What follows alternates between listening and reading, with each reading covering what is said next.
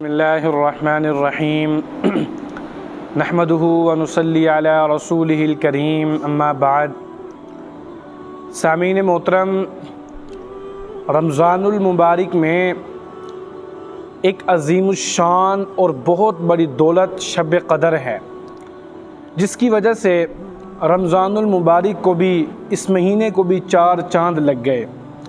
حدیث پاک میں آتا ہے کہ حضرت عائشہ رضی اللہ تعالی عنہما فرماتی ہیں کہ شب قدر کو رمضان المبارک کے آخری عشرے میں تلاش کیا کرو۔ تو ہمیں کوشش کرنی چاہیے کہ ویسے تو ہم رمضان المبارک کے آخری عشرے کی ہر رات کو قیمتی بنائیں، اگر یہ نہیں ہو سکتا تو کم از کم طاق راتوں کو قیمتی بنا لیں، کیونکہ اکثر شب قدر انہی راتوں میں ہوتی ہے۔ پھر ایک اور حدیث میں آتا ہے کہ حضرت عائشہ رضی اللہ تعالی عنہما نے فرمایا کہ جب رمضان المبارک کا آخری عشرہ شروع ہوتا تو رسول اللہ صلی اللہ علیہ وسلم اپنی کمر کس لیتے تھے، یعنی کہ عبادات میں اضافہ کر لیا کرتے تھے اور گھر والوں کو جگا کر ہوشیار کر لیا کرتے تھے۔ ایک اور حدیث میں آتا ہے کہ جتنی عبادت نبی پاک صلی اللہ علیہ وسلم رمضان المبارک کے آخری عشرے میں کرتے تھے، اتنی عبادت کسی عام دنوں میں نہیں کرتے تھے۔ تو اس لیے ہمیں چاہیے کہ ہم رمضان المبارک کے آخری عشرے کو قیمتی بنائیں، آخری عشرے کی ہر رات کو قیمتی بنائیں، اگر یہ نہیں ہو سکتا تو کم از کم طاق راتوں کو قیمتی بنائیں۔ پھر ایک اور حدیث میں آتا ہے، بلکہ شیخ عبد القادر جیلانی رحمۃ اللہ علیہ وہ اپنی کتاب میں لکھتے ہیں کہ حضرت ابن عباس رضی اللہ تعالیٰ عنہ فرماتے ہیں کہ جب شب قدر میں حضرت جبرائیل علیہ السلام اللہ رب العزت کے حکم سے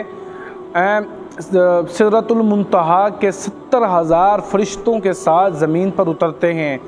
اور پھر اللہ رب العزت کے حکم سے ان کے ہاتھ میں نورانی جھنڈے ہوتے ہیں، پھر وہ ان جھنڈوں کو مکہ مکرمہ، مسجد نبوی، بیت المقدس، مسجد طور سینا پر لگا دیتے ہیں ان جھنڈوں کو، اور پھر حکم دیتے ہیں فرشتوں کو کہ پھیل جاؤ، پھر فرشتے پھیل جاتے ہیں، ہر گھر میں داخل ہو جاتے ہیں۔ پھر جو شخص عبادات ادا کر رہا ہوتا ہے، پھر فرشتے جو شخص اس رات میں عبادات ادا کر رہا ہوتا ہے، نوافل ادا کر رہا ہوتا ہے، تلاوت کلام پاک کر رہا ہوتا ہے، تو پھر فرشتے اس کے لیے دعائے رحمت کرتے ہیں اور سلامتی کی دعا کرتے ہیں۔ اللہ اکبر۔ ایک اور حدیث میں آتا ہے کہ آپ علیہ السلام نے ارشاد فرمایا کہ جس شخص نے ایمان اور ثواب کی نیت سے شب قدر میں عبادات ادا کی، نوافل وغیرہ پڑھے، تو اللہ رب العزت اس کے گزشتہ سب گناہوں کو معاف فرما دیتے ہیں۔ دیکھیں کتنی برکتوں والی رات ہیں۔ پھر آپ ایک اور بات ذہن نشین فرما لیں کہ یہ رات ہمیں کیوں عطا فرمائی۔ امام مالک رحمۃ اللہ علیہ بیان فرماتے ہیں کہ جب اللہ رب العزت نے نبی پاک علیہ السلام کو پچھلی امتوں کی عمریں بتائی،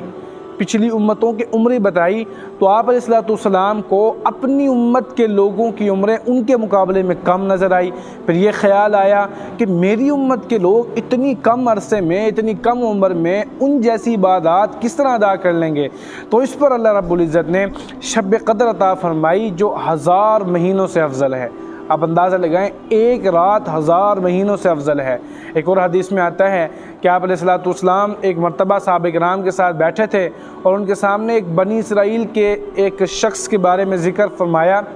کہ بنی اسرائیل میں ایک شخص تھا جو 1000 مہینے تک اللہ رب العزت کے راستے میں جہاد کرتا رہا۔ 1000 مہینے تک صحابہ کرام نے جب یہ بات سنی تو وہ حیران ہوئے اور فرمانے لگے کہ ہماری عمریں تو ان کے مقابلے میں نہ ہونے کے برابر ہیں، ہم ان کے مقابلے میں، ہم ان جیسے نیک اعمال ان تک کس طرح پہنچیں گے۔ تو اس پر اللہ رب العزت نے شب قدر عطا فرمائی جو 1000 مہینوں سے بھی افضل ہے، ایک رات 1000 مہینوں سے بھی افضل ہے۔ پھر ایک اور حدیث میں آتا ہے کہ ایک مرتبہ نبی پاک صلی اللہ علیہ وسلم صحابہ کرام کے ساتھ بیٹھے تھے، اور کچھ انبیاء علیہ السلام کا ذکر فرمایا کہ ان نبیوں نے 80 سال تک اللہ رب العزت کی عبادات ادا کی اور نافرمانی نہیں کی۔ تو اس پر صحابہ کرام کو رشک آیا، حیرانگی ہوئی، تعجب ہوا کہ ہم ان کے برابر کس طرح نیک اعمال کر لیں۔ تو اللہ رب العزت نے پھر شب قدر عطا فرمائی، پھر یہ سورت عطا فرمائی، انا انزلناہ فی لیلۃ القدر وما ادراک ما لیلۃ القدر، جس کا خلاصہ یہ ہے کہ اے محمد ہم نے آپ کو شب قدر عطا فرمائی جو 1000 مہینوں سے بھی افضل ہے۔ یہ سورت عطا فرما کر اللہ رب العزت نے یہ بتا دیا کہ ہمارے نزدیک وقت کی کمی زیادتی کوئی معنی نہیں رکھتی۔ اگر ہم چاہیں تو اپنی قدرت سے ایک رات کو 1000 مہینوں سے بھی افضل بنا سکتے ہیں۔ تو اس لیے جو شب قدر کی راتیں ہیں، یہ جو پاک راتیں ہیں، یہ انتہائی قیمتی ہیں۔ اول تو رمضان المبارک کا ہر دن قیمتی ہے، اس کے بعد رمضان المبارک کا آخری عشرہ سب سے قیمتی ہے، پھر آخری عشرے کی طاق راتیں ان سے بھی زیادہ قیمتی ہیں۔ تو ہمیں چاہیے کہ ہم ان راتوں کو قیمتی بنائیں، اللہ رب العزت کی عبادات ادا کریں، جتنا ہو سکے اللہ رب العزت سے توبہ استغفار کریں، اپنی عبادات ادا کریں، اللہ رب العزت کو راضی کریں، گناہوں سے معافی مانگیں۔ اللہ پاک ہم سب کو عمل کی توفیق عطا فرمائے۔ اگر آپ کو ہمارا بیان پسند آیا ہو تو لازمی ہمارے چینل کو سبسکرائب کر دیجئے گا، بیل آئیکن کو ضرور کلک کر دیجئے گا تاکہ ہماری ہر آنے والی ویڈیو آپ کو بآسانی مل سکے۔